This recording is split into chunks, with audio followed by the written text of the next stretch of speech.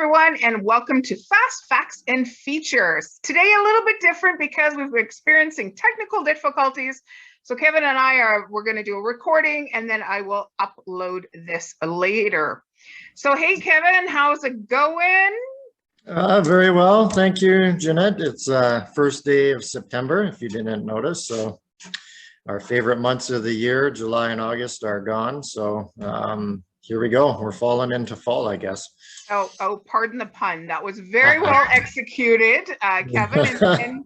And that goes to a topic we're going to cover this month. We often say in business, the death is in the details. And then there's the details of when you get a flooring job done, whether it's carpet or hardwood or laminate or vinyl plank, there's always little tiny details that clients forget or customers forget that are going to show up on their bill. And one of them, let's talk about staircases and stair treads. I love it. You bring it, whatever you want. I'm fair game. Okay, so I'm a consumer, and the first question off the top of my head would be, I'm getting hardwood floor on the main, and I'm getting hardwood floor upstairs. Am I going to do hardwood on my treads, or am I going to do carpeting on my treads? So let's go down that path, first of all. Yeah, common question. I'm sure the one that you got a lot when you were on the retail show floor. So yeah, and it's one that's changed over the time in terms of how people have responded to that question, which is interesting for me. Typically in the beginning we did a lot of main floors in hardwood. Staircases were often in carpet. The upper floor, the bedroom level, let's call it, in a typical home was also carpet. That's fundamentally changed over the time of my career. Bedroom levels are often the hardwood as well. And it makes sense to have a connective hardwood in between those levels as well. So yeah, I mean, we definitely do carpeted staircase, 100%. We're just seeing more and more and more hardwood staircases being done. And then quite often a carpet runner is actually installed on top of it for a whole host of reasons. I mean, when we moved into our new home, it had hardwood on the stairs, which I liked. My elderly black lab did not like that. He had hip issues and all of these kind of things. So we ended up right away installing a stair runner, a carpet stair runner on the wood. And that's a common choice of a lot of our clients. I remember when I was doing, that question came up as well, is people said, well, what about those, they call them tread caps, and then you just kind of run the the carpet down the middle. And I often thought, I went, yeah, it kind of looks like there's hardwood running underneath, but down the road, if you ever want to put a whole tread in there, it's a lot of work to try and, for lack of a better word, retrofit a tread into those tread caps. So you're better to do your solution of putting that runner down the middle for the time being. Yeah, I agree. And it's probably been 5 or 6 years since I've tried the stair caps or the shoes. Some people call them stair shoes. Yeah, it is really a kind of a half measure that locks you into that particular type of installation. And it's just not that commonly done anymore. So. Okay, so let's dial it back. Your project manager is on site. What is the first thing that they look at to say, I'm going to get hardwood put onto my stairs? So what are some of the check boxes that they have to be aware of? Yeah, I mean, I guess the biggest or the most common question these days is, how is the staircase constructed? And this is especially relevant in new builds. Again, part of the reason I love the business, and I'm sure you do as well, is that things are always changing, right? Trends are changing, technology is changing. So, the biggest or the most common thing we're seeing in new home construction is floating stair treads. So there's often and there's a number of ways of accomplishing that, but often there's a steel spine that runs up the middle of the staircase, and the contractor or the designer is asking us to put floating treads made out of the hardwood floor, basically as blocks on those individual supports that come out of that center spine. So a lot of the question that's on new builds is, well, how's your staircase going to be built? Because it's not like it was once upon a time where every staircase was 3 feet wide and it was closed in with drywall on both sides. And, you know, it was just a typical rise and run. That's not the case anymore. So we're often working hand in hand with the architect or whomever to actually get drawings on what we're going to be presented with when we show up. So that's definitely the very first question. And I can remember my question being about the balancing. I called it the balancing of the tread, or the balancing of the stringer, is making sure that if it's 6 3/4, every single rise is 6 3/4.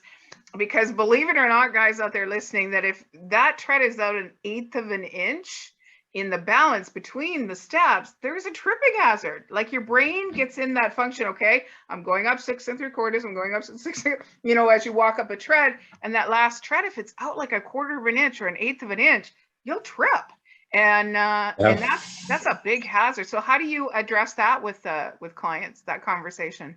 Yeah, I mean, while you were mentioning that, you must have been reading my mind. There's one project within the last 12 months that comes to mind. Typically, it hasn't been an issue. The architects who design the staircases and the metal fabricators who create them, they've done a fantastic job. And it's really just a matter of us getting the dimensions that they need for the tread and then getting them built and installed. But we did have one where the steel fabricator didn't follow the shop drawing, so to speak, and we ended up with an unbalanced tread scenario. And it was this massive beast of a steel staircase. I've never seen anything like it. It was probably 10 cars worth of metal in it. Oh, wow. But they had not taken into account the architect's drawings, and it ended up with an unbalanced stair tread. So there was a lot of site visits and a lot of recalculations and a lot of changing the tread, like the hardwood actual tread dimensions, and in end we got it into code. But that's one of those cases where everything was planned, everything was drawn, we show up on site, you know, we're ready to go, and everything has changed. and now it's, you know, incumbent upon us to try and make it work. So, and we did, but it was certainly a challenge with lots of measuring and lots of math. And that's one thing that homeowners and consumers need to be aware of, is after a new build, there is the home inspection that come in and they make sure that everything's installed well and they sign off so the homeowner can move in. And that is one of the things that a building inspector will check, because it is a safety issue that the stairs were built correctly. And I know I've gone upstairs too, and it's like, why did I just trip? And it's like, I feel like it's me being clumsy, but you just can feel how an old set of stairs is out of balance. Oh, that's my gosh. Yeah. So Kevin, we're coming down to our last minute. So I think this is a conversation we can carry on for another time, because I'd love to get into that question or the answer of, so am I going to slip? So what is your solution for saying, but I'm going to slip on my hardwood floor tread? So what's the answer to that?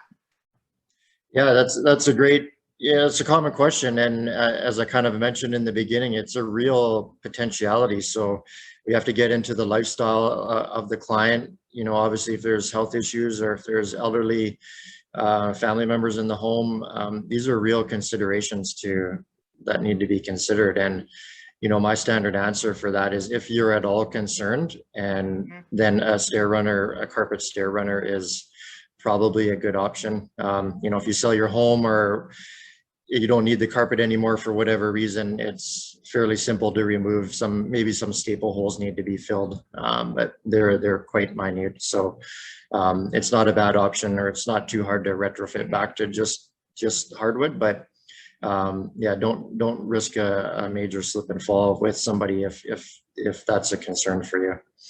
And I often say too, everybody gets a really good pair of slippers with grippers. Great point.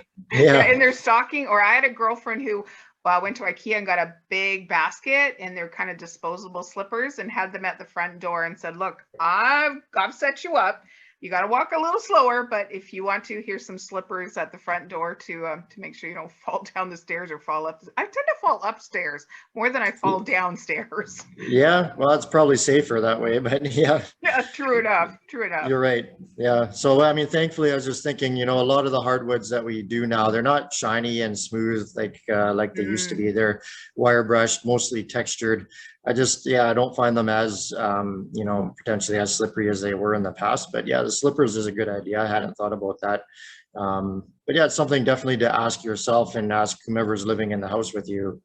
This is the reality. What are we prepared to do to accommodate it? Yeah, absolutely. Okay, guys. So thank you. This is, I would say, staircase part 1 until we get into actually how the treads are made. Nosings, out of flooring, custom made. Let's get into that conversation next. Just how that staircase comes together, Kevin. And looks beautiful as most times a work of art in a home. I agree. It's my favorite part of the whole flooring industry is a beautiful set of stairs. I agree. Okay, thank you. We'll see you back next Wednesday at 2 o'clock for another edition of Fast Facts and Features with me, the brand ambassador for Ethical Flooring. Bye-bye, everybody, and happy Labor Day. So we'll talk to you later. You're closed on Sunday and Monday, correct? Yes, all stat holidays and every Sunday. Yeah. Perfect. So now you know. Bye-bye, everybody. Bye.